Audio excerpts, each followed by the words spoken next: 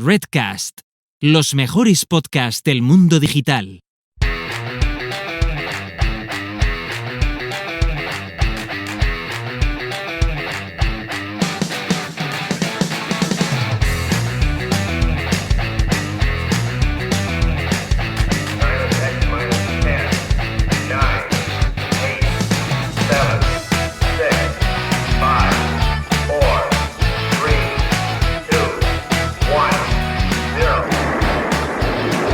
Esto es Planeta M, la tertulia semanal de marketing digital.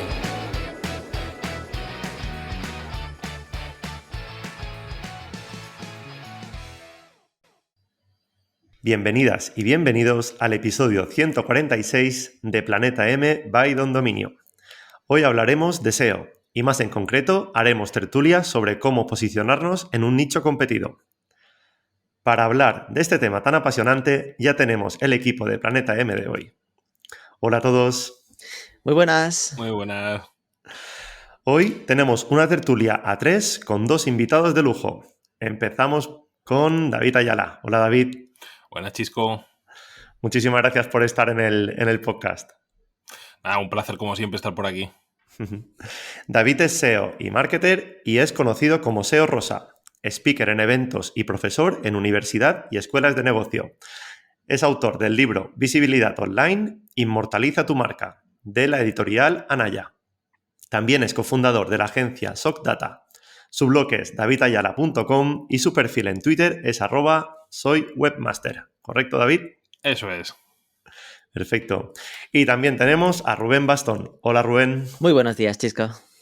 ¿Qué tal? ¿Todo bien?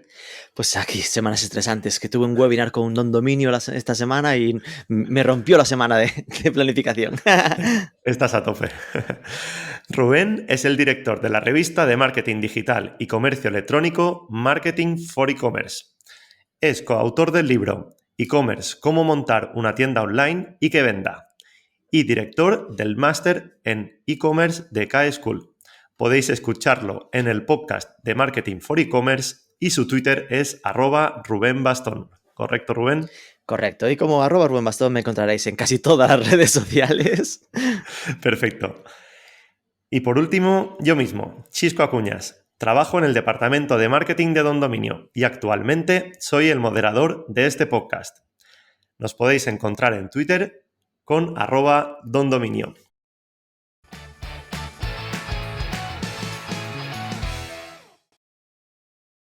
Y para los que no nos conocéis, que esperamos seáis muy poquitos, Don Dominio nació en 2007 para facilitar la creación de un proyecto digital a quienes tenían interés en iniciarse en el mundo online. Don Dominio somos una empresa que ofrecemos registro de dominios, alojamiento web y certificados SSL, que es la base para tener una web online. Y para agradeceros que seáis oyentes de este podcast, tenemos algunos códigos de descuento para vosotros y que el equipo de Planeta M ya conoce. Lo que te iba a decir, vamos a la parte importante. Planeta M, ¿no? Descuentito a 3 euros, dominio.com.es el registro. Con lo cual, ostras, ahora ya no hay excusa para no tener un dominio. Eso para el dominio. Sí. Y si lo que necesitas es el hosting, Planeta M Host, con H, no con J, no os equivocáis, Planeta M Host, para un plan de alojamiento con 50% de descuento. Qué bien, chicos, veo que os lo sabéis de memoria ya.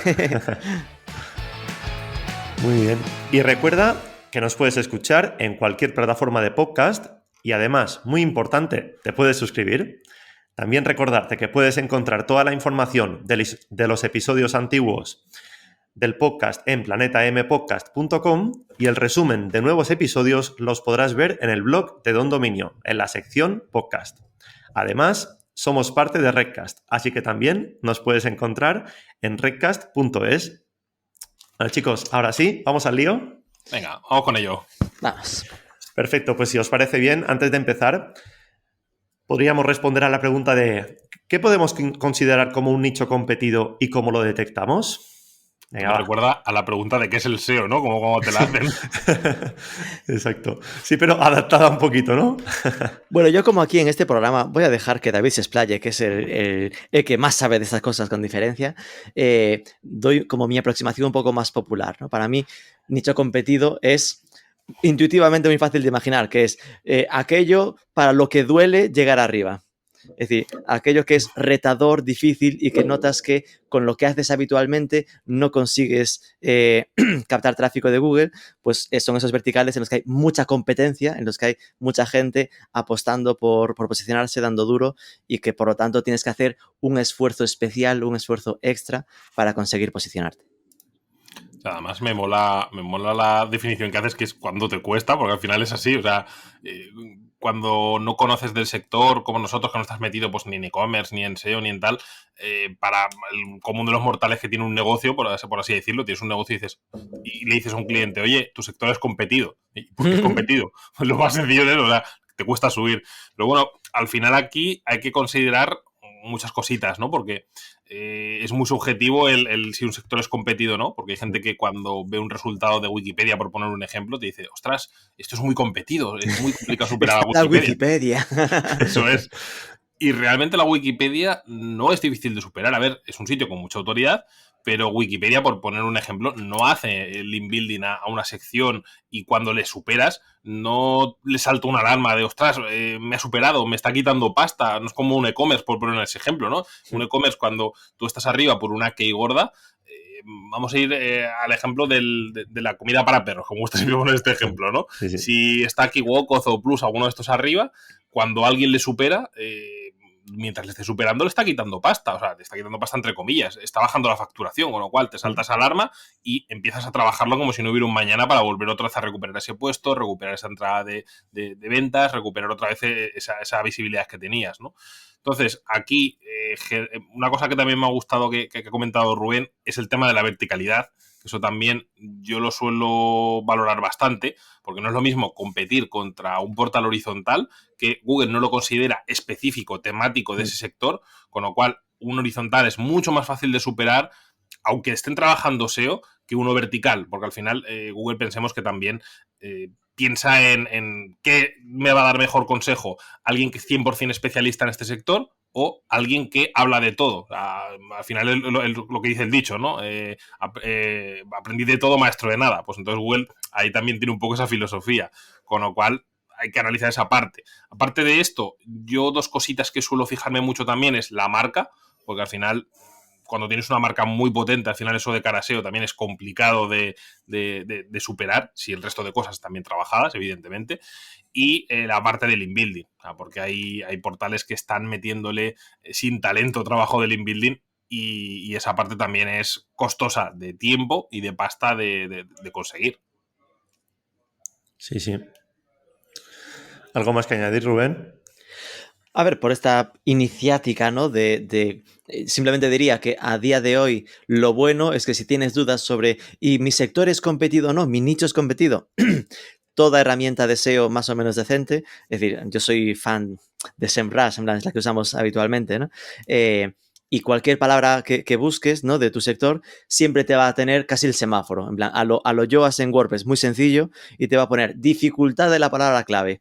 Y ya te va a poner, pues en este caso, 80%, muy difícil. 60%, difícil. Rojo, naranja, sí. Y cuanto más bajo, más fácil. Con lo cual, ¿qué te va a dar la pista de cuánto vas a tener que currarte o cuánto difícil va a ser posicionarte por ese tipo de palabras? Y si buscamos un poco ese orden de magnitudes de cómo suele funcionar, es fácil de imaginar que cuanto más corta es la keyword, ¿no? Cuanto más solo una palabra, si es comida, va a ser más competido que comida para perros. Comida para perros, más competido que comida barata, cutre para perros. Cuanto más concreta es la expresión, más fácil sería crear un contenido ad hoc concreto para que se posicione por esa palabra clave.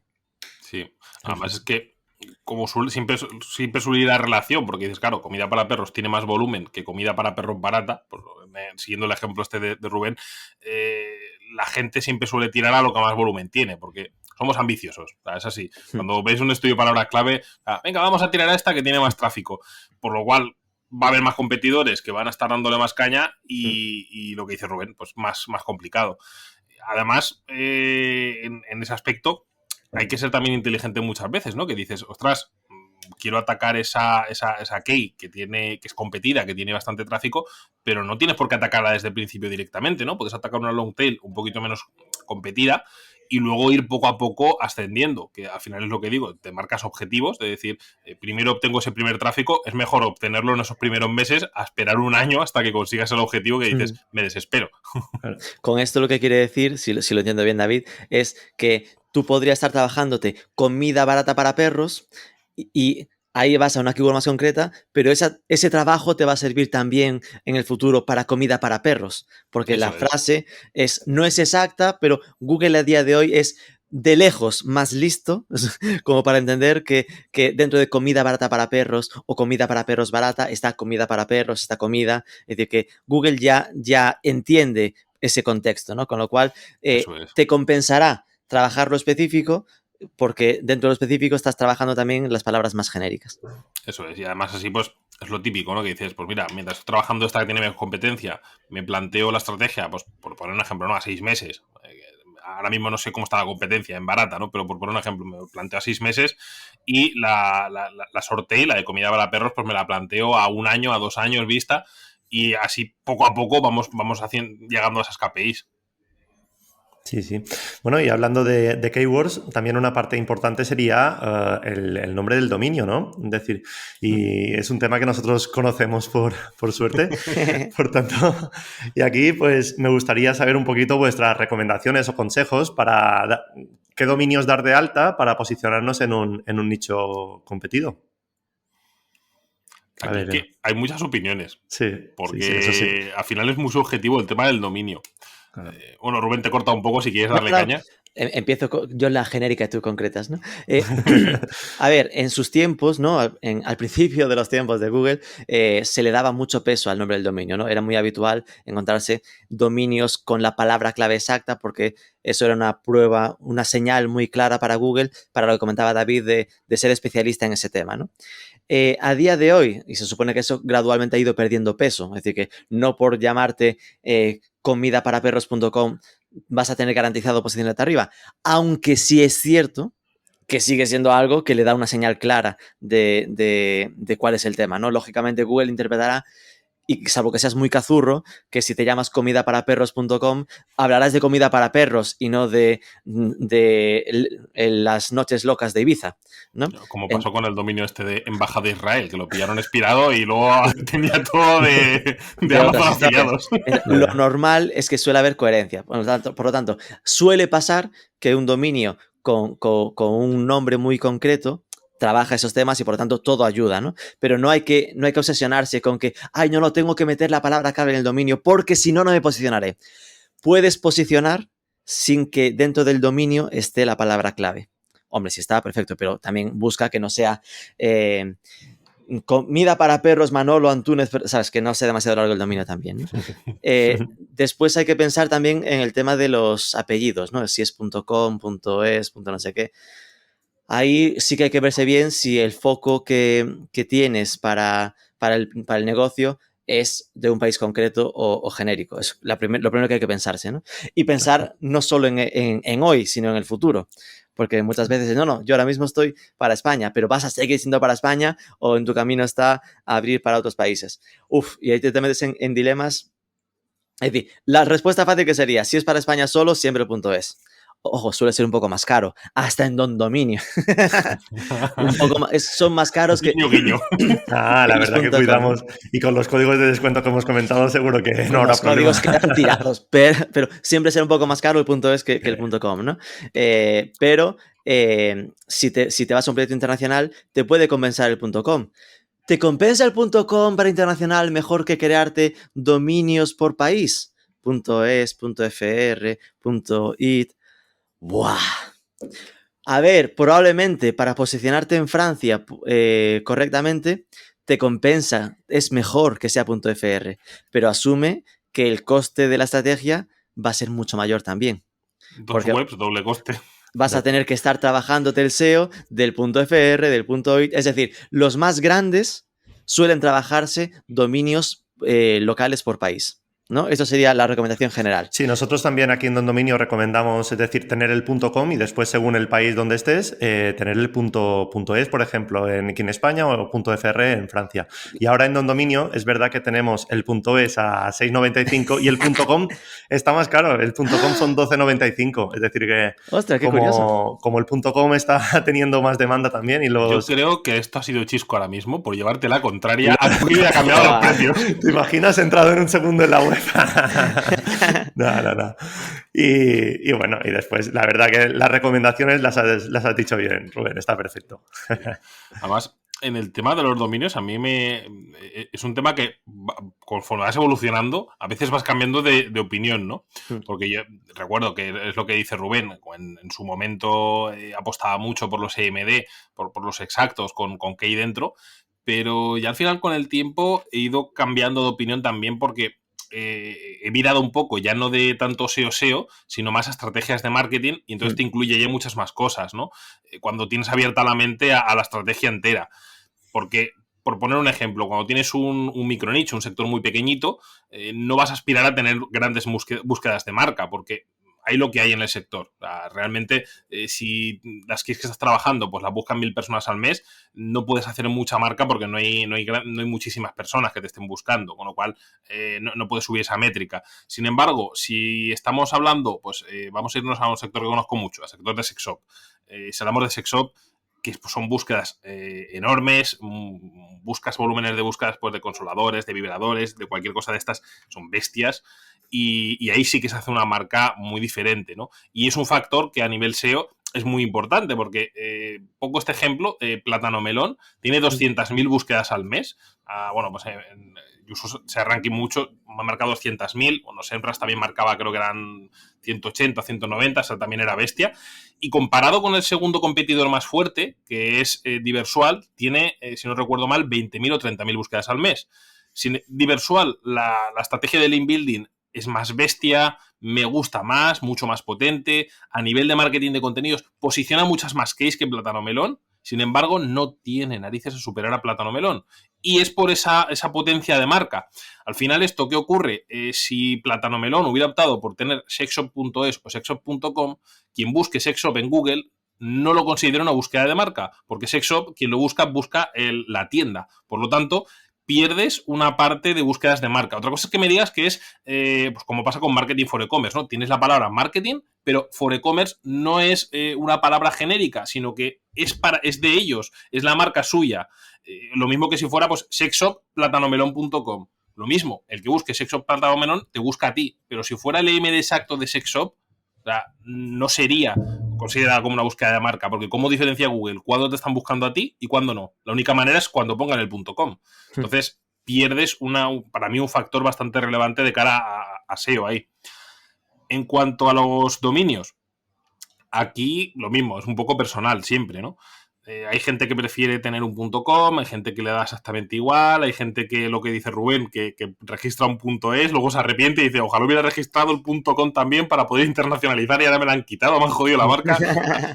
Pasa mucho. Yo, en ese aspecto, con el tiempo, cada vez me he vuelto más previsor cuando monto un proyecto y me gusta siempre pensar a lo grande. Es decir, aunque digas, mira, voy a empezar en España y creo que se va a quedar aquí la cosa. No, yo siempre pienso en, y si internacionalizamos, y si funciona bien, siempre soy muy positivo por el hecho de que cuando llegue el momento, no encontrarme con un muro y decir, joder, ojalá volviera 3 años atrás y pudiera haber tomado esta lección bien, ¿no? Con lo cual a mí siempre me gusta, pues por lo menos tener el .com, tener registrados los principales, .net, alguno más, y el .es, evidentemente, tenerlo. Y pues ya lo que son otros dominios regionales, pues no me meto a registrar porque no sabes nunca dónde te vas a meter, sino, claro. O sea, no terminaríamos nunca de registrar, ¿no? Pero los principales. Y me gusta mucho esa parte que comenta Rubén de intentar trabajar un dominio regional por cada país, por el hecho de que es verdad que es mucho más curro, o sea, lo más fácil, está claro, es meterlo en un dominio único y tirar de él, es una única estrategia de SEO, bueno, son varias porque son varios países, pero lo que da fuerza a uno, a un directorio, da fuerza al otro. Sí. Juegas con el enlazado interno, tal.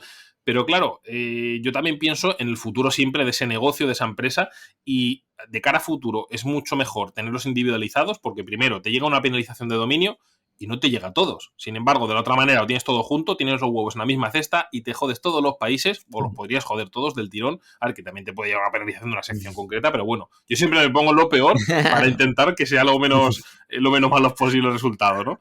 Con lo cual, mola el tenerlo separado por eso. Siempre hay que tener en cuenta eso, ¿no? Que vas a tener más curro, que vas a tener que comprar más enlaces, que vas a tener que meterle más horas, pero bueno, si lo haces de esta manera y con esas vistas, también tienes que tener en cuenta que te va a salir mucho más rentable, ¿no? Que es para que sea, no es para que sea un negocio chiquitín, ¿no? Sino que es un negocio que te vaya a dar pasta y puedas reinvertir eso en todo esto. Con lo cual, al final, lo dicho, es un poco visión personal, porque al final cada uno tiene su punto de vista ahí, pero yo creo que ya con el tiempo me he ido mirando a esa parte y quedándome ya ahí estancado, ¿no? Por así decirlo. Sí, mira, estaba buscando lo de Plátano Melón, que me parece además un genial ejemplo de qué bien trabajan ellos también su parte de SEO y sobre todo de contenidos, ¿no? Estrategia en redes sociales. 550.000 búsquedas me marca ahora SEMrush que tienen. Qué bestia. O sea, brutal. Es que encima, como han trabajado tantísimo con influencers, claro, anuncios, o sea, están subiendo la marca, que bestia. Pero claro, es que esto, al final lo que hay que entender siempre con el SEO es que no existe una verdad absoluta y permanente, ¿no?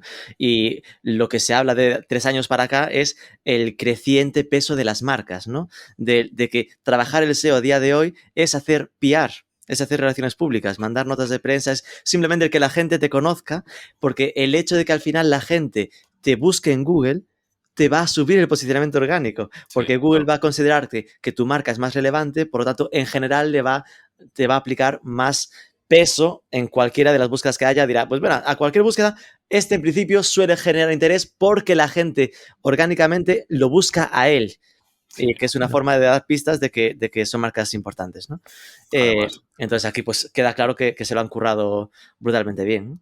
Sí. Además que es lo que dices, yo en algunos clientes cuando se meten sobre todo en sectores más competidos, pues tipo sector ropa, moda, sector de joyería. Una de las estrategias que seguimos, aparte de trabajar SEO puro y duro, trabajar link building y tal, es hacer campañas de publicidad. O sea, utilizamos pues publicidad en redes sociales que puedes meterte a saco a un precio bastante bueno y se nota cómo sube mucho más rápido una web que le estás dando caña, porque se ven las búsquedas de marca. O sea, una web que es recién nueva y que al segundo mes pues ya lo buscan 100 o 200 personas al mes, que eso con SEO solo no lo consigues. Es que fíjate que muchas veces de los mitos históricos del si inviertes en SEM, como es de Google, Google te mejora el posicionamiento del SEO. La gente siempre lo pensaba como él, claro, sin decírtelo, le da más puntos por invertir en SEM. Y no es por invertir en SEM, es por invertir. Es simplemente porque si lo hicieras en social ads en vez de en SEM, iba a pasar lo mismo. Lo que estás haciendo es, como Google detecta que estás generando más tráfico, que hay más gente que te conoce y como estás pagando, hay más gente que pues te busca, eso te genera el efecto de que Google te considere más relevante. Pero no es por estar pagándole en la parte de anuncios. Eso es. Sí. Bueno, pues ahora que ya sabemos qué es o cómo considerar un nicho competido y cómo lo detectamos y el tema de branding o nombre de dominio que recomendamos, para posicionarnos en ese nicho, a ver cuáles serían los primeros pasos, estrategias a seguir. A ver, así paso por paso, ¿cómo lo haríais vosotros? Venga, David, te la dejo esta, ¿eh? Ordenamos la vida. ¿Por dónde empezamos, no? Porque inicialmente te diría que lo primero siempre es ver la situación de la que partimos, porque no es lo mismo partir de un dominio nuevo, una web nueva, que no ha sido trabajado a nivel SEO, porque si no se ha trabajado nunca y vas a meterte en uno competido, de primeras hay que hacer una base de empezar a mandarle algo de tráfico, que empiece a tener búsquedas de marca, porque si no tiene, no te puedes meter, a poner ejemplo, ¿no? Te metes a temas de tiendas de ropa, aunque la web de Zara esté hecha una mierda, o otras de tiendas de ropa que están hechas polvo, que a ver, luego es entendible, ¿no? Porque luego ves dentro como tienen tantísimas secciones, como pasa con el Corte Inglés, ¿no? Que tienen pues la sección de viajes que lo lleva una gente, la sección de moda otra gente. Es algo tan grande que es muy complicado de gestionar, ¿no? Pero quitando ese tema, son webs que a nivel SEO tienen muchísimas cosas que mejorar, pero claro, tienen una marca detrás que flipas, muchísimas búsquedas de marca y meterte a competir de cero es muy complicado. Por eso, primeros pasos, generar un poquito de marca, generar un poquito de base a nivel links, porque todas estas marcas, lo bueno que tienen también es que invierten muchísimo en publicidad, sacan a veces campañas en tele, campañas en redes sociales, campañas con influencers que lo petan porque hacen un anuncio muy curioso y la gente empieza a compartirlos en YouTube, en redes, en sus blogs, en portales de marketing, como un caso de un anuncio curioso o un anuncio que incluso, aunque haya sido una mierda, que es que hay veces que cuando un anuncio es un fracaso, también se sacan muchos portales y en periódicos como el peor anuncio de la historia. Coño, eso es una acción también de marketing, el hacer un anuncio horrible. Se ha gastado 2 millones de euros en hacer el peor anuncio de la historia, coño. Eso es picadillo, va aquí en España para todos los periódicos para aparecer. Que eso está detrás de algunas acciones de guerrilla, ¿no? De provocar acciones malas en redes sociales. A veces, estoy recordando ahora el caso del Día de la Mujer, cuando no sé si era Burger King o una de esas internacionales, la había liado parda hablando como al fin la mujer vuelve a su sitio, y era como una beca que hacían para formar cocineras. A veces ya dudas de esto, es liar la parda porque son tontos del culo o liar parda a propósito para generar ese impacto y que la gente al final los acabe enlazando también. Sí, porque es que hay algunas acciones que dices, lo que dices, es tan exagerado que dices, o sea, no entiendo cómo lo has hecho y cómo no te han parado los pies, porque en todas estas internacionales, o sea, hay muchos mandos que van pasando y mucho director que tiene, evidentemente es una marca muy grande, tienes que controlarlo mucho, no puedes meter la pata y como hay tanta gente controlando eso, dices, ostras, como dice Rubén, aquí esto igual han hecho aposta para liarle y para que los mencionen en todos los sitios. Y muchas veces esas acciones de marketing de guerrilla funcionan muy bien por eso mismo. O sea, el otro día además hice uno de los directos de Twitch en los que estuvimos hablando sobre estrategias de marketing de éxito y cositas así, para ir compartiendo también con la gente que entra al canal. Y una que me comentaron que me moló bastante fue de Burger King también, que patrocinaron un equipo, no sé si fue de cuarta o quinta división. Esa fue histórica, pero para bien. No recuerdo el nombre del equipo, pero sí, es un caso brutal. Y que terminaban regalando hamburguesas a la gente que subía fotos, que no sé qué, con la equipación de Burger King a las redes, y terminaron consiguiendo que los propios futbolistas compartieran también eso. O sea, una acción que les costó 4 duros y terminó siendo súper viral, que es lo que digo, a ver, que podrían haberlo pagado todo eso, sí, pero seguramente cuando lo pagas no consigues tanta viralidad que cuando se consigue de forma natural, porque de forma natural queda como gracioso de cara a la gente y es bestia. Con lo cual aquí, de cara a estos sectores, esta especie de grow marketing o marketing de guerrilla, como lo queramos llamar, yo lo veo esencial y sienta una buena base. Aparte de eso, otra cosita que me gusta también mucho cuando son sectores competidos es partir de un estudio de palabras clave muy, muy completo. Porque es verdad que cuesta, porque en su momento nos entró un cliente que era competidor de PC Componentes. Al final ahí hacer un estudio de palabras clave se te vuelve una auténtica locura porque son muchísimas categorías, subcategorías, zonas a trabajar, pero te puedes plantar objetivos, ¿no? Este mes estas 4, paulatinamente, ¿no? Y te puedes plantear un plan de trabajo tranquilamente a 2-3 años vista con el pedazo de curro que hay, por mucho equipo que tengas, porque ahí tenemos bastante gente currando, pero... Y aún así, con un competidor como PC Componentes, le encontramos agujeros por donde poder competir contra ellos, porque siempre los hay. Por muy top que seas en el sector, por muy bueno que tengas, siempre hay prioridades en el negocio y hay cosas que dejas más de lado. Porque eso es así, y todos lo hacemos, y yo incluso también pues lo hago, también sé que tengo puntos débiles en según qué portales. Con lo cual eso también lo veo muy importante, cuando te enfrentas a nichos así tan potentes, ver cuáles son los puntos fuertes y las debilidades de tus competidores, porque ves que hay zonas o categorías, que en este caso pues había categorías de discos duros que se podían atacar y se podía conseguir competir. También es verdad pues, que este cliente pues, tenía también una ventaja competitiva con el precio de los discos duros. Y es momento de explotarlo, ¿no? Es decir, yo tengo esta ventaja respecto a ese competidor, vamos a empezar por aquí. Empezamos a dar caña aquí y luego ya expandiremos al resto. Y así también te sirve para empezar a hacer esa marca en ventas, que eso también es importante. Y bueno, aparte de Google, ya que hablamos de marca, coño, aprovechemos y si vendes productos, que no es informativo, aprovéchate de los marketplaces, que los marketplaces sí que es verdad que a veces es un coñazo, pues todo el tema de pasta que se llevan y de costes que si no los tienes en cuenta te puedes arruinar, eso hay que decirlo, como no lo tengas muy calculado, pero puedes hacer mucha marca también, porque allí consigues, si eres listo y tiras a tu marca en vez de solamente a vender el producto, consigues también luego que te busquen, porque la gente a día de hoy es muy perra y busca siempre comparativa, luego se mete a tu web a ver si tienes ofertas, a ver si tienes mejor precio, que a lo mejor el Marketplace no te deja poner un precio más barato, pero sí que puedes poner un descuento. Y tú puedes poner un pop-up de te envío un 20% de descuento e infla los precios de la web, porque inicialmente si la gente no te compra en web, puedes hacer lo que te salga de los huevos en la web, porque no pierdes nada. Con lo cual, es otra estrategia que también puedes empezar a gestionar para recibir esa marca inicialmente. Bueno, no me enrollo más, que es que si no, no paro. Mira, el caso que comentabas de Burger King es, el equipo se llama Stevenage, Stevenage, que era de 4ª división de la liga inglesa, y sí fue un caso que yo buscando el caso, el primero que encontré, marketingforecommerce.net, no digo más, a nivel orgánico. No, yo creo que de lo que dices, lo interesante es quedarse con, ostras, lo que era el SEO y lo que es. Está ahora aquí el David Ayala comentando que para empezar a hacer una estrategia de SEO hay que hacer marketing. En general, ¿no? Es decir, hay que posicionar la marca, hay que invertir para conseguir tráfico para la web, no esperar al puro orgánico, sino que para que haya orgánico debes invertir para que habiendo esas señales de que hay conocimiento de marca, de que hay tráfico, Google te respete y te mejore el posicionamiento poco a poco. Y después, interesantísimo esto que comentas de los agujeros de los grandes, ¿no? Siempre los va a haber, porque al final los grandes son eso, muy grandes. Entonces, ellos ponen el foco en lo que es más rentable para ellos, tiene todo el sentido, y tú tendrás que aprovecharse lo que peor estén haciendo ellos, que no les da para todo. Es decir, siempre hay, si en lo que están al 100, en lo que están al 90, en lo que están al 80, pues tú vete en lo que están en el 80 y a eso podrás hacerle el hueco, ¿no? Yo es que a nivel personal, en su momento, es decir, la maravilla de los nichos es que lo bueno que tienen es el foco. Es decir, que tú lo que tienes es muy claro el tipo de contenido concreto que tienes que hacer. Y si lo haces bien a nivel de contenidos, superas a cualquiera.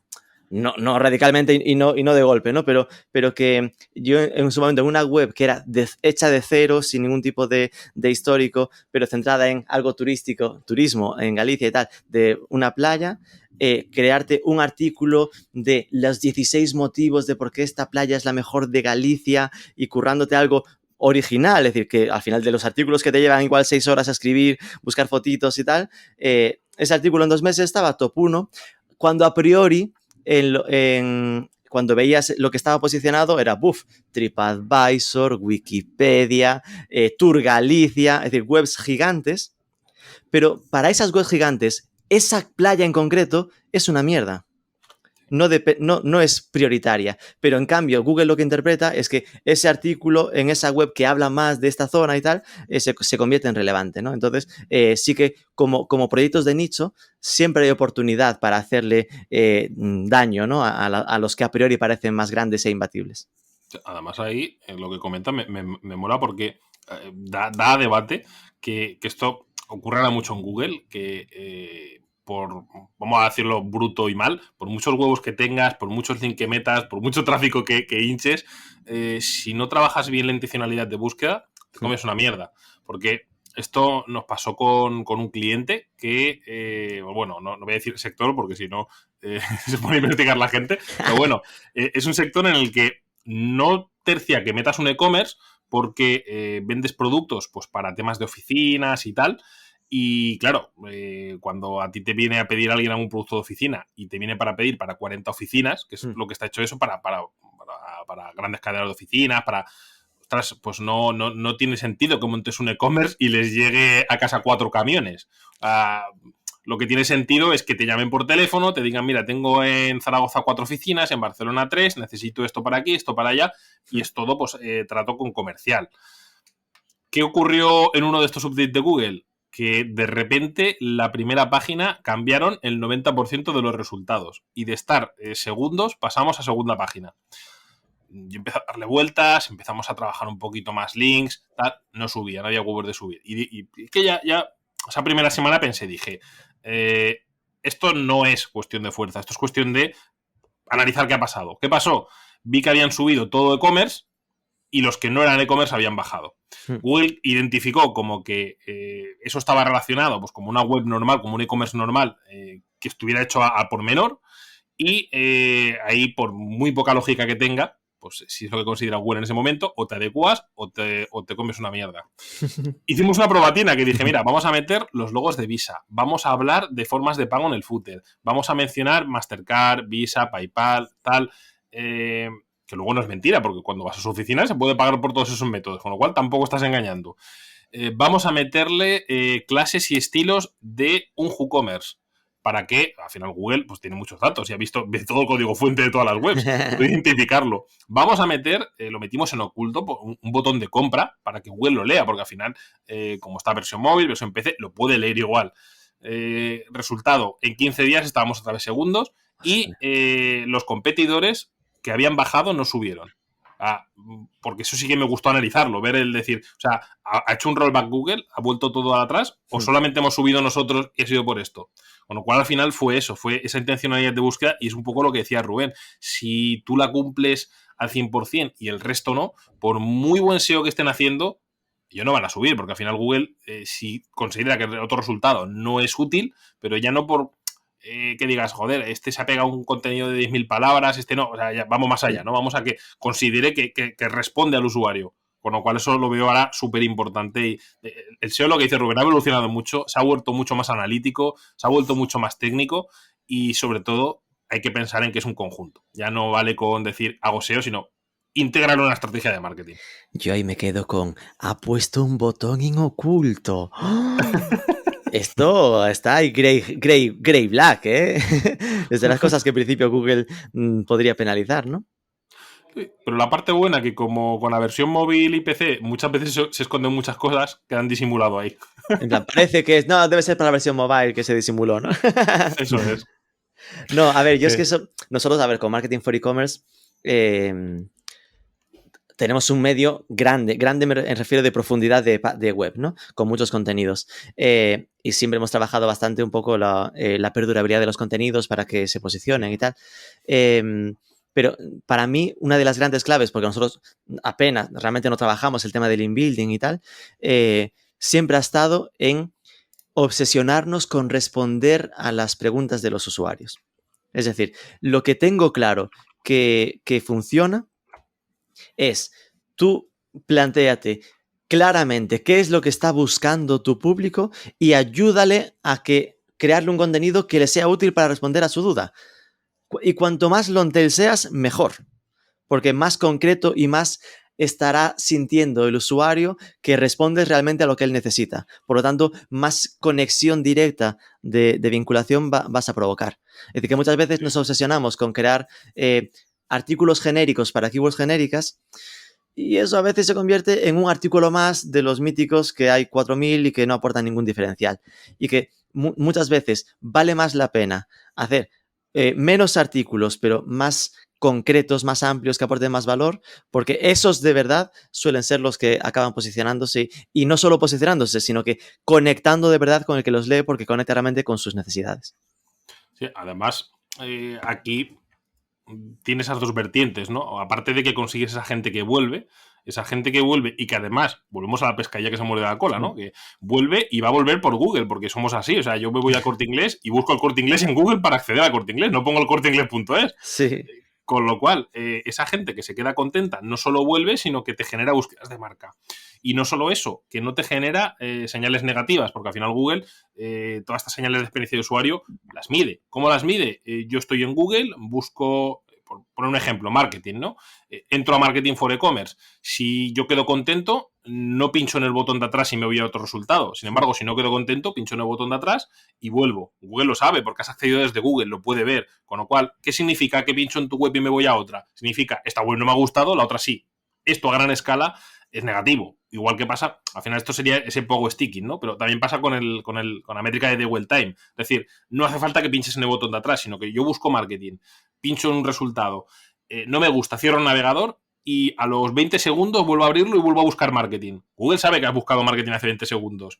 Si no has quedado satisfecho, pues probablemente es porque no te ha gustado ese primer resultado, con lo cual también lo mide como experiencia negativa. A ver, que lo dicho, siempre va a haber experiencias negativas porque no somos croquetas, nuestras webs no son croquetas, no contentan a todo el mundo, y no somos croquetas de gamba, de garrucha, mucho menos, con lo cual siempre va a haber alguien que no le guste o alguien que busque otras opiniones, pero que esto no se generalice, porque si tienes, que al final pasa también con el tema de contenido a granel, ¿no? Que hay gente que dice, pues, ostras, prefiero tener 10.000 artículos a tener 1.000. No, yo prefiero tener 1.000 que sean la polla a tener 10.000 que sean mediocres, porque esos 10.000 puede que te traigan más tráfico, pero si ese tráfico inicial empieza a tener malas métricas de cara a Google, mucha gente abandonando, mucha gente haciendo ese poco sticking, pues al final son 10.000 URLs que están dando malas señales a Google. Prefiero tener 1.000 que están mandando buenas señales. Por eso, esa máxima de menos es más, ¿no? Pero que sea algo de calidad, que sea algo potente. Sí, sin duda. Es que yo muchas veces veo cuando, en plan, proyectos, ¿no? Al dar clase te cuentan historias y tal, de típico blog al que se obsesionan en escribir 5 artículos a la semana o 3 artículos a la semana y que caen en la estrategia habitual de, bueno, pues que 5 artículos de 400, 500 palabras que se han hecho una keyword research más o menos genérica y van atacando a keywords. A veces se duplican entre la parte de la web y la parte del blog, que ya es un error de base, es decir, de una keyword research nunca es una keyword research del blog. Digo por si a alguien le llega a pasar, ¿no? Es decir, la keyword research es de todo el dominio y tendrás que repartir si hay búsquedas que van a posicionarse en la parte estable o oficial de la web o que para complementar lo vas a mandar al blog. Y después que de las que hacen para el blog, pues se cometen esos artículos que son como patatas fritas, que son artículos que vas a Google y te encuentras el mismo, no porque lo hayan copiado, sino porque va a ser el mítico de definición de no sé qué. Entonces, preocúpate siempre. A día de hoy, 2021, no estamos ya para el mítico artículo que ya encuentras en otras 10 webs. ¿Qué estás aportando a la humanidad? Y siendo ya no por el bien de las personas, incluso tácticamente para Google, no estás diferenciándote en absoluto. Va a ser preferible que escribas la mitad de artículos y que sean de 1.000 palabras, que sean mucho más enfocados, mucho más concretos y originales, que hagas todos estos a lo Burger King, ¿no? Como siguiendo con el ejemplo de Burger King de antes, de ser fast food en este caso. Aquí hay un debate también, ¿eh? Muchas veces yo digo esto y me dicen, pero es cierto que la gente cada vez lee menos. Sí, bueno. No, hay gente que sí y gente que no, porque hay gente que le sigue gustando, que por eso muchas veces hay gente que saca el contenido en el blog y luego saca vídeo en YouTube. En plan, el que le gusta consumir vídeo lo consume el vídeo y el que no lo consume en texto. Yo a eso lo que suelo decir es, la gente cada vez lee menos, pero lo que quiere la gente es tener la seguridad de que la respuesta está en el artículo. Sí. Y cuanto más amplio es el artículo, más posibilidades hay de que su necesidad esté respondida. Pero si es el artículo de 300, 500 palabras, es muy fácil de que el artículo se quede en la introducción. Que entre introducción y despedida, la chicha sea muy poquita. Entonces, es mejor 1.500, aunque el tío al final haga un control F o lea en diagonal, pero encuentre lo que necesita, a que sea estos mediocres, de mediocres por estar en la media, ¿no? De ser los míticos de 500, que al final es un quiero y no puedo. Eso es. Sí. Bueno, pues todos esos pasos, estrategias, incluso análisis que ha comentado antes David, que se tiene que hacer para posicionarnos y para mejorar en ese nicho, claro, utilizáis muchísimas herramientas. Entonces, ¿podríais decirnos o podríais explicar un poquito qué herramientas utilizáis para cada una de las fases? Cuéntanos, David, ¿qué herramientas? Es que al final, a día de hoy, muchas veces yo lo pienso y digo, menciono 2 o 3 herramientas, pero luego dices, hostia, sí, son muchas más. Lo que pasa es que hay algunas que no las uso todos los días. Que al final, en el día a día, por ejemplo, sí que utilizo herramientas pues tipo así más generales para estudio de palabras clave, análisis de links, etcétera. Que esas utilizo SERranking, Ahrefs y Semrush. O sea, tengo las 3. Que mucha gente me dice, ¿por qué tienes las 3? Yo, coño, a ver, tenemos una agencia grande. Muchas veces una de las herramientas... Hasta para pagarlas todas. Es que es una putada porque a veces digo, ostras, vamos a dar de baja 2. Pero luego me encuentro siempre con un sector en el que dices, ostras, esta no me está sacando volúmenes de búsqueda, esta no me ha detectado los links. Y luego, entre las 3, siempre sacas un completo. Entonces, porque al final cada una tiene su propia base de datos y ninguna tiene la verdad absoluta. O sea, porque lo mismo que hablábamos de PC Componentes o de los grandes. Todas tienen debilidades. Habrá alguna que tenga más profundidad en un sector y otras en otro. Eso es. Y muchas veces una es buena en una cosa, la otra es muy buena en otra, y dices, joder, pues se complementan, con lo cual prefiero sacar lo más cercano a la verdad, ¿no? Lo más cercano a que sea potente. Luego, muchas más herramientas, pues Screaming Frog también es una herramienta indispensable para mí, el poder analizar rápido pues todos esos links rotos, cadenas de redirecciones, contenidos mixtos, problemas en general que te puedes encontrar en la web, o incluso ves de un plumazo todos los problemas a nivel SEO internacional, de etiquetas hreflang, de canonicals, o sea, lo puedes bastante rápido. Al final, las herramientas, para mí, son herramientas que me ahorren tiempo, que eso para mí es vital, tiempo mío y tiempo del equipo.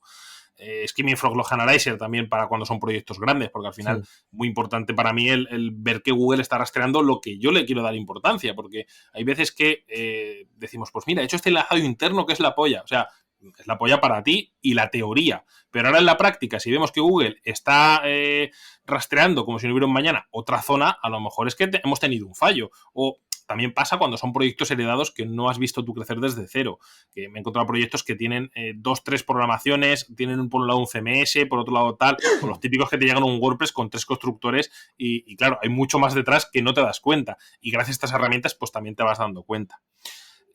Excel, que es una herramienta que no nombramos, pero vamos, que sin Excel yo estoy vendido, porque al final para todo tema de controles, de fusión de resultados, de informes, etcétera, vamos, me viene de perlas.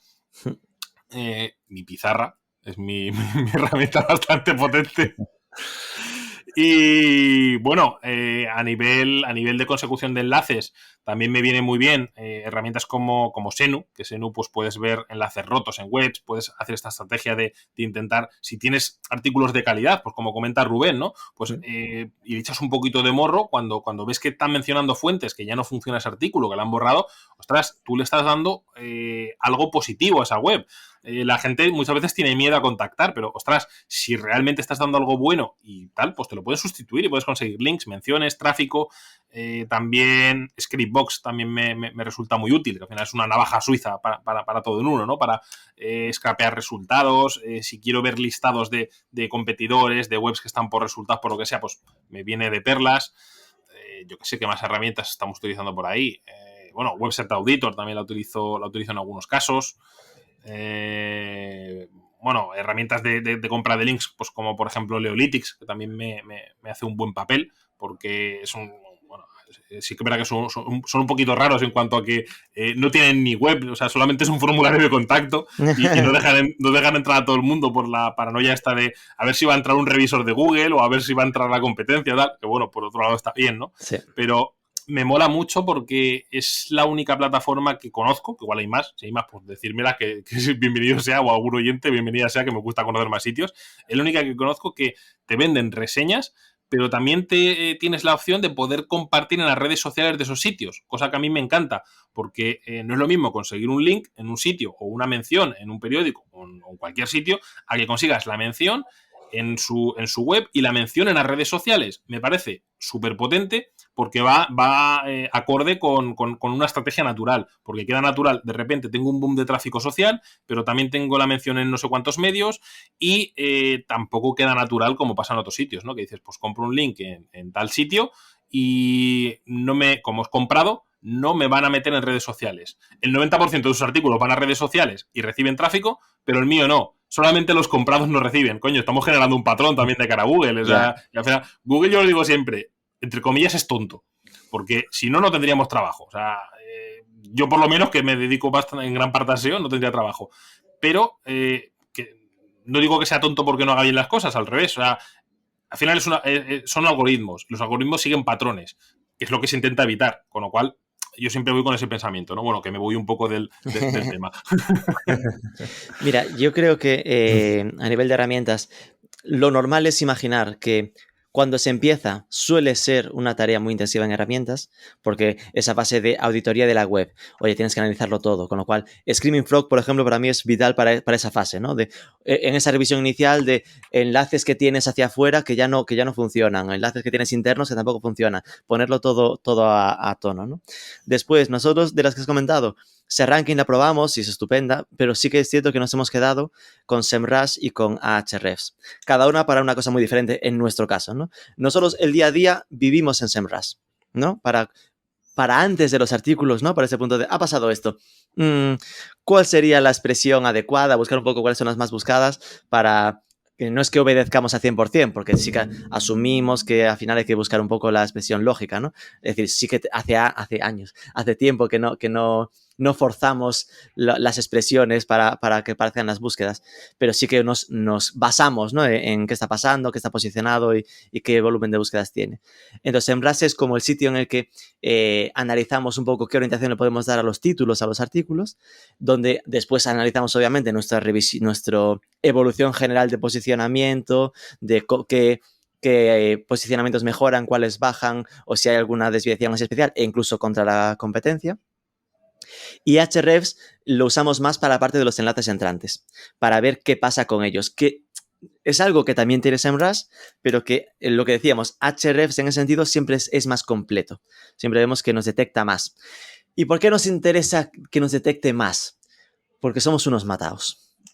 Y nosotros hace 2 años tuvimos un bofetón fuerte en SEO, porque de repente en agosto se nos cayó a la mitad del tráfico y vimos que nos habían caído igual 2 o 3 mil enlaces en los 3 meses anteriores, de extrema baja calidad, de que nos habían atacado vilmente con los enlaces. Era algo que no revisábamos especialmente, es decir, que bueno, pues van entrando, lo vimos que había patrones concretos hacia algunos artículos sobre SEO, además específicamente. Entonces tuvimos que hacer un esfuerzo de bastante análisis y limpieza de todo eso, y desde aquel momento nos marcamos tarea semanal de revisión de los enlaces entrantes. Que a lo tonto, a día de hoy, somos Marketing for E-Commerce, ¿sabes? Si nos llegan igual entre 300 y 500 enlaces cada semana, orgánicos, es decir, por los artículos que generamos, solo en el .net. Después uno menos, pero también un trabajo más o menos parecido para .mx, porque tenemos estrategia de dominios locales, .mx, .co y .cl para Chile, ¿no? Entonces, lo que hacemos es revisarnos lo que viene, para que no vuelva a pasarnos esto, y en general, aunque seguramente muchos de los que son muy malos son orgánicos de verdad, para limpiar y no llevarnos sorpresas. Es decir, que cada semana estamos ahí picando piedra para asegurarnos de que los míticos automatizados, todas estas historias, mandarlos a aviso a Google de, oye, estos no hemos sido nosotros, a nosotros que nos cacheen, no nos banees, ¿no? Entonces, para eso usamos Ahrefs, aunque después lo subimos obviamente a ese sitio donde se suben los... Dime, David, ¿cómo se llama eso? Dios. A Disavow Tool. Joder, a la herramienta de Disavow, exacto. Además, lo que te iba a decir, que lo bueno que tiene Marketing for E-Commerce es que como tenéis tantísima marca, recibís un huevo de enlaces de manera natural, que eso es súper positivo, que es lo que digo muchas veces. La gente que te dice, el inviting es una mejor forma de conseguir links. Sí, pero cuando subes, porque claro, es lo que hablábamos antes, primero genera la marca, primero trabaja un poco de SEO, marca, tal, para subir, y luego cuando subes ya sí que es el momento de decir, coño, ahora ya sí que recibo links porque tengo el contenido de la polla, porque tenemos un pedazo de marca, porque seguimos trabajándolo bien, pero también es lo que ocurre es esa parte negativa que comentas, que como te menciona gente tanto buena como gente mala, eso es, que no tiene por qué ser algo automático, sino que a lo mejor alguien tiene una web hecha polvo, pues te menciona porque lo ha leído, o incluso la típica persona que también enlaza sitios porno o lo que sea, que descuida su web totalmente y dices, mira, que te agradezco el link, pero es que aquí no quiero un link ni regalado. Que, a ver, que ni siquiera es que vayamos muy al detalle de si es una web más o menos natural, aunque sea mala, ¿no? Aunque tenga mala nota, digamos, esa no importa. Al final estamos hablando de que hay mucha web automática, ¿no? Mucha web que al final es scrapeado automático de copio-pego de historias, que al final es riesgo de contenido duplicado de que acabe mandándonos señales tóxicas, ¿no? Si no es positivo, puede ser neutro o malo, con lo cual mejor fuera. Claro. Que a veces, es decir, que no está mal tener algunos enlaces malos, porque al final, para Google lo que se busca siempre es la naturalidad. Si de repente todos fueran buenísimos, al final Google estaría pensando, esto es poco habitual, es poco normal que una web todo lo que tenga sea crema, ¿no? Entonces, hay que tener algunos malos también, pero bueno, intentamos que esté controlado. Que eso me pasó con un caso, una marca muy grande que nos pidieron una campaña, estábamos en abril o mayo, no recuerdo qué fue, un par de meses antes de verano, y dijeron, mira, para verano necesitamos estar en top 5 para estas búsquedas. Mi respuesta fue no. Pero luego ya me dijeron, no es problema el presupuesto. Claro, pues se me puso como los dibujos animados, el simbolito de dólar en cada ojo. Claro, y entonces le dije, déjame mirarlo, digo, porque entonces cambia mucho el panorama. O sea, al final las cosas como son. Con pasta cambia muchísimo el panorama y la velocidad con la que puedes hacer las cosas. Parte buena, que el dominio era un dominiazo, que tenía muchísima autoridad y recibía muchos links naturales, con lo cual colaba el poder hacer una estrategia muy agresiva. Completar con otros enlaces no tan naturales. Eso es. Y le metimos una primera campaña de 10.000 pavos en links, una segunda de 5.000, otra de 3.000. O sea, un despiporre de links potentes. Y después de eso, no subía. O sea, se quedó estancada. Pero claro, ya luego me paré y dije, a ver, llevamos un mes. O me queda un mes. Digo, esto tendría que haber subido. Y ya me puse a pensar y dije, es que hemos empezado por el tejado. Digo, vamos a ver, digo, ¿cómo no he caído en que no podemos tener menciones en todos los sitios top de periódicos, de medios, de tal, y la gente que no haya hablado de esta sección de la web en foros, en blogs 2.0, en sitios donde la gente normal suele escribir? Lo digo porque ahí va el tema este de la naturalidad que tú comentabas, que nos saltamos el paso de naturalidad, nos saltamos el paso de que los mencionen en redes sociales y a partir de ahí empezó. Fue un trabajo bestia de links en foros, en sitios, tal, que iba acorde con la parte de links de pago y de tracción de tráfico de redes sociales. Fue en vertical la subida. Qué bueno. Pero claro, fue un fallo mío que dije, ostras, es que me he saltado, por las prisas de que teníamos que subir ya, me he saltado la parte de naturalizar la estrategia, porque al final, lo que dices, un link malo tiene que tener una web, y más cuando es una web grande, lo que evidentemente va por proporciones, no vas a tener el 90% malos porque si no, es en plan, está vaya chapuza de web, pero que tenga alguno de vez en cuando malo, pues es natural porque es lo que pasa cuando tú no trabajas link, cuando tú no lo fuerzas, o pasa de manera natural. Entonces, con Hrefs para los enlaces y SEMrush para ese día a día, después para nosotros lo demás es bastante orgánico, por decirlo así, ¿no? Es decir, dentro del WordPress, pues tenemos el mítico Yoast, es decir, que no es la Biblia para nosotros, es decir, pero sí que, bueno, te da esa pista básica. Para nosotros, llegar al verde en Yoast, ¿sabes? Fácil, no hay mucho problema, pero analizamos mucho más, ¿no? Pero eso es como algo obvio que sí que controlamos y es lo que usamos también para configurar la metadescripción y ese tipo de detalles, ¿no? Después, sí que en la web tenemos algún plugin de estos de Smart Links, ¿no? Porque al final, como tenemos mucha profundidad de páginas, pues para automatizar algunos artículos cornerstone, ¿no? De estos artículos que quieres que se posicionen por palabras más short, keyword corta, ¿no? De e-commerce, pues tienes el mítico artículo, ¿qué es el e-commerce? Pues automatizas en Smart Links que cada vez que se mencione la palabra e-commerce, enlacito hacia ese artículo estratégico, ¿no? Entonces eso hace que Google vaya detectando que esa debe ser una página importante en la web, ¿no? Es algo que mimamos y que hay que tratar con cuidado, pero sí que está como en parte de nuestra estrategia diaria de tenerlo bien cuidado. Después, al final, Analytics. En Analytics, en lo que tiene que ver con esto, nos fijamos mucho, por ejemplo, en el tiempo de carga de las webs, de las páginas, ¿no? Es decir, que estar haciendo un vistazo de vez en cuando en el último mes de las páginas que más tráfico nos traen, que no necesariamente son las últimas, ¿no? Es decir, que no son las que hemos publicado en la última semana, sino que puede haber artículos de hace 6 meses que por lo que sea repunten. Pues en esas no solo fijarnos en qué maravilla están teniendo tráfico, sino están teniendo tráfico, pero fíjate que carga lento. Entonces es estar mimando constantemente artículos antiguos, que esto de verdad es un currazo. Y esto significa pues mira, vamos a entrar, es que la foto pesa 60K, vamos a ver si conseguimos dejarla en 52. Cambias la foto. Había 2 vídeos a YouTube y esos son llamadas a YouTube, déjalo en 1. En plan, estar mimando el último detalle de qué es lo que podemos recortar para que eso se ponga en verde o en neutro, que al final no es absoluto, pero es por lo menos que no sea más lenta que la media de la web, ¿no? Porque si son datos de lentitud, probablemente acabe desposicionándose, ¿no? Porque Google lo valora todo, hay que tenerlo en mente.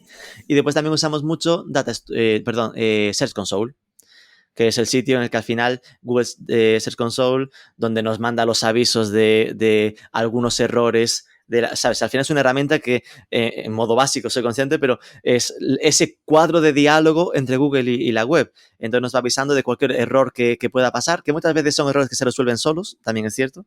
Que a veces te avisa de, hay un error con la parte de MP, le das a solucionar y al día siguiente, perfecto, y no has hecho nada. Pero sí que de repente cuando ves que hay 150 errores o cosas así, pues ya hay que levantar la mano y ver qué está pasando, ¿no? Y te salva mucho el culo de estas historias. Y después en el día a día, pues también donde ves, pues lo mismo, a qué palabras clave están posicionados, qué artículos, para ver, a veces de repente tienes para búsqueda Shopify y descubres que tienes 14 artículos de Shopify.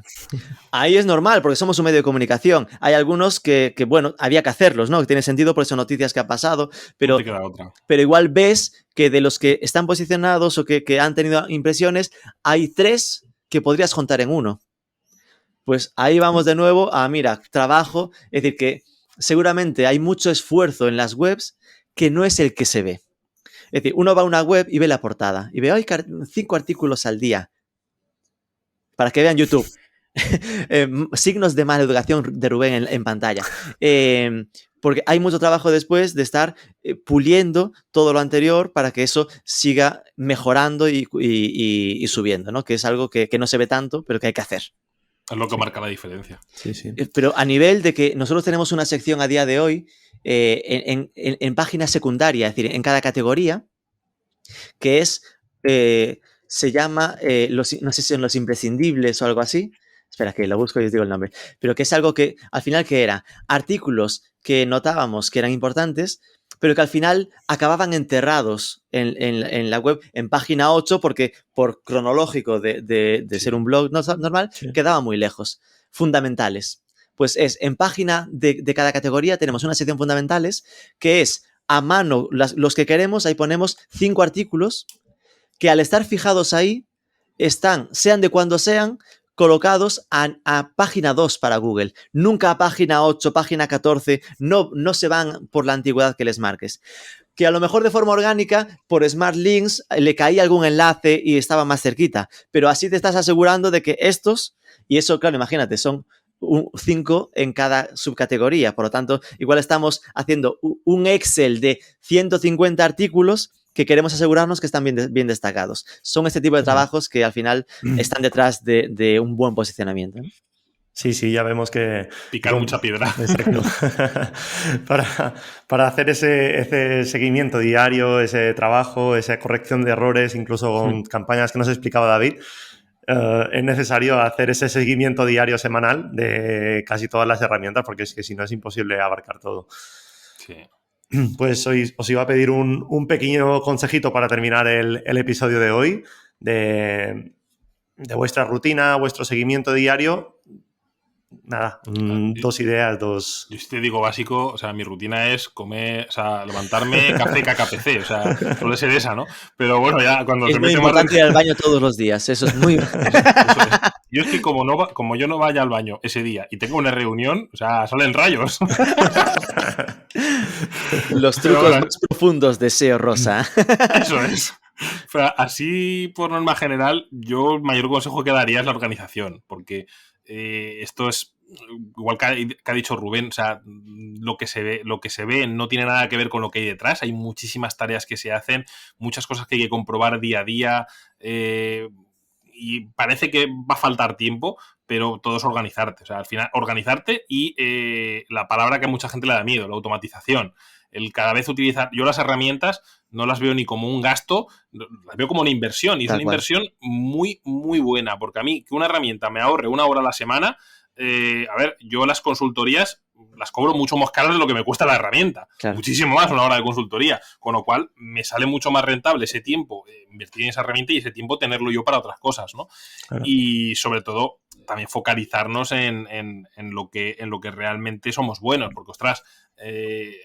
rodéate de un buen equipo, te vas a meter en un nicho competido, en un sector competido, tú solo no vas a poder llegar, porque hacer todas las tareas que necesitas en la web, a nivel SEO, a nivel de marketing, a nivel de corrección de contenidos, de creación, de tal, o sea, una persona sola no puede. Hay proyectos que para poder embarcarte con ellos te tienes que rodear de un buen equipo y tenemos que ser realistas de que no podemos ser unos todo... A ver, podemos conocer de todo, pero se nos dará mejor una cosa u otra. Coño, rodéate de gente de las cosas que tú tienes una carencia o que no eres tan perfecto, rodéate de esa gente.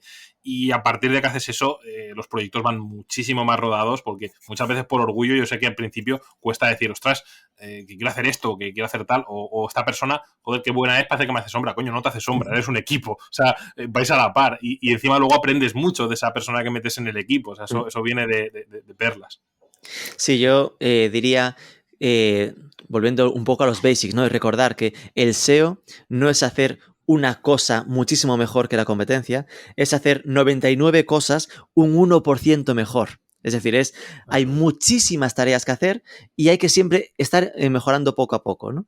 En esto hay que considerar el SEO fundamental para todo proyecto, fundamental, porque para muchísima gente Google sigue siendo y será la puerta de entrada para Internet.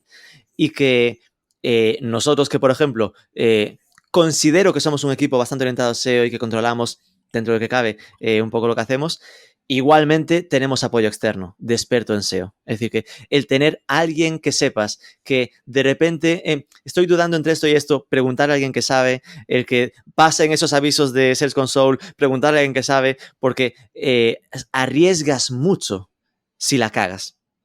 Entonces, y aquí estamos hablando de cosas más o menos guay, ¿no? Es decir, todo el tema de contenidos y tal, pero si además te metes en link building, nunca en la vida yo me atrevería a ponerme a hacer por mi cuenta una estrategia de ese estilo, porque es algo que hay, lo que él decía, ¿no? Hay que evitar patrones.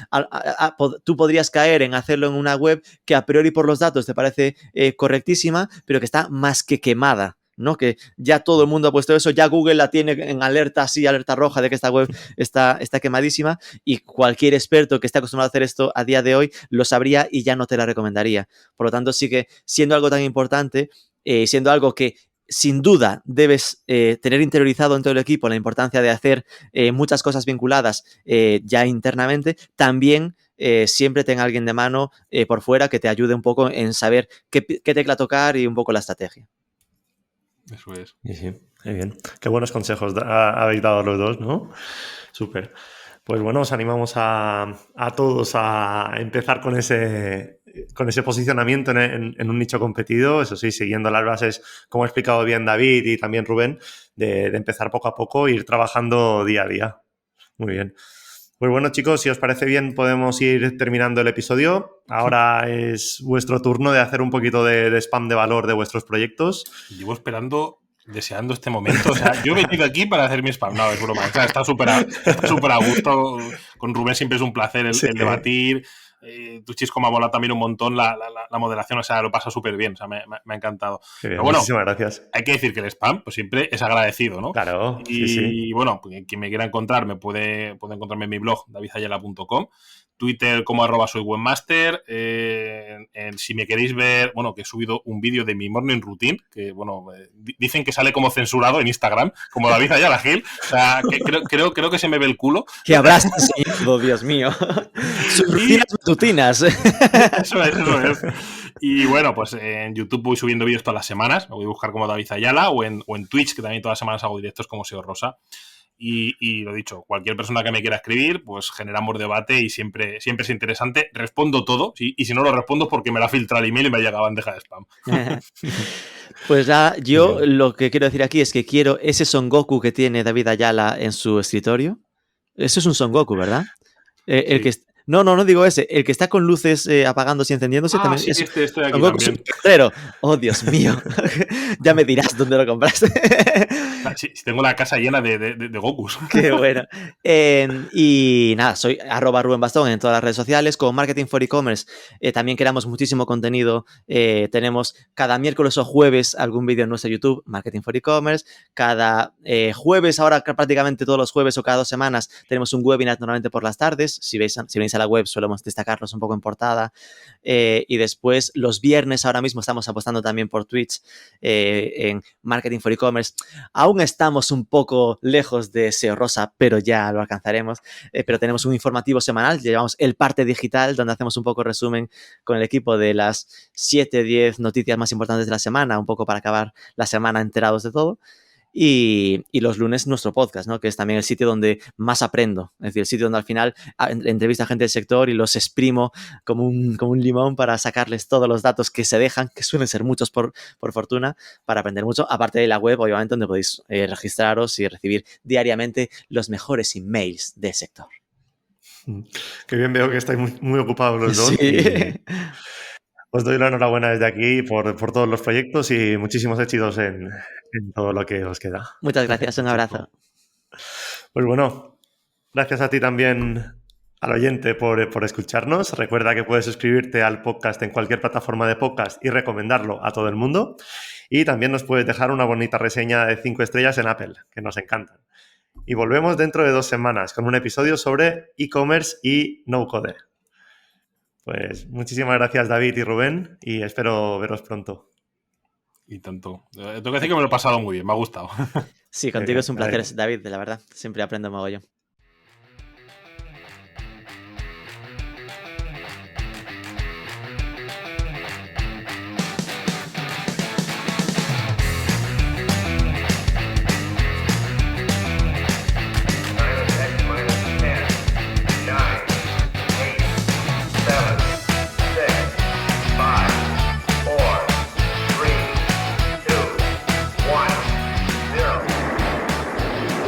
Esto es Planeta M, la tertulia semanal de marketing digital.